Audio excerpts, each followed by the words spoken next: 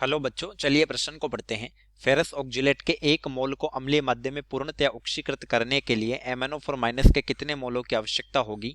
ए दिया है 0.6 मोल, बी दिया है 0.4 मोल, सी 7.5 मोल और डी दिया है 0.2 मोल। चलिए प्रश्न की मुख्य अवधारणा पे बात करते हैं। मुख्य अवधारणा देखिए, तुल्यांकों की संख्या और मोलों की संख्या में एक संबंध होता है। तुल्यांक बराबर मोल गुणा वैलेंसी फैक्टर, और वैलेंसी फैक्टर का मतलब है संयोजकता गुणांक। संयोजकता गुणांक। अब प्रश्न में हमें दिया है फेरस ऑक्जिलेट। फेरस ऑक्जिलेट, इसका सूत्र होता है FeC2O4।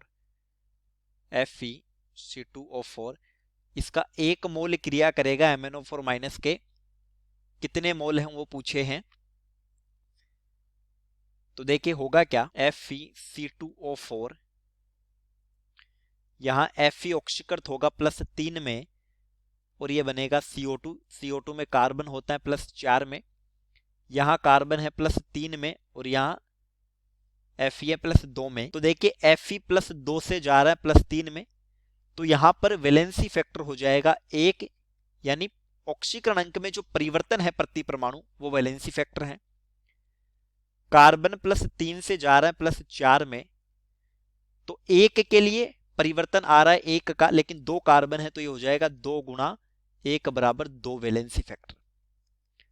तो जो वैलेंसी फैक्टर है दोनों ही स्थितियों में ऑक्सीकरण हुआ है, तो जोड़ देंगे 1 + 2 बराबर 3, यहां पर वैलेंसी फैक्टर होगा। अब अम्लीय परिस्थितियों में MnO4 माइनस में जो मैग्नीज है वो +7 में है, और जब परिस्थितियां अम्लीय है तो ये चला जाता है Mn+2 में।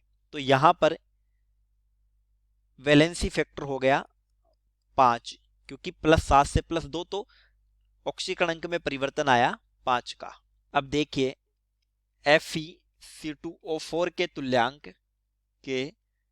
तुल्यांक बराबर MnO4 माइनस के तुल्यांक। मुख्य उदाहरण के अनुसार तुल्यांक लिख सकते हैं मोल FeC2O4 गुणा वैलेंसी फैक्टर बराबर मोल MnO4 माइनस गुणा वैलेंसी फैक्टर। तो इसके मोल हमें दिए हैं फेरस ऑक्जिलेट के 1 गुणा वैलेंसी फैक्टर होता है 3। MnO4 माइनस के मोल पता करने हैं, तो मोल MnO4 माइनस गुणा वैलेंसी फैक्टर है 5। तो यहाँ MnO4 के जो मोल होंगे, मोल ये आ जाते हैं 3/5, यानी कि 0.6 मोल। ए विकल्प हमारे प्रश्न का सही उत्तर होगा, उत्तर ए। चलिए उम्मीद करता हूं प्रश्न समझ आया होगा। धन्यवाद।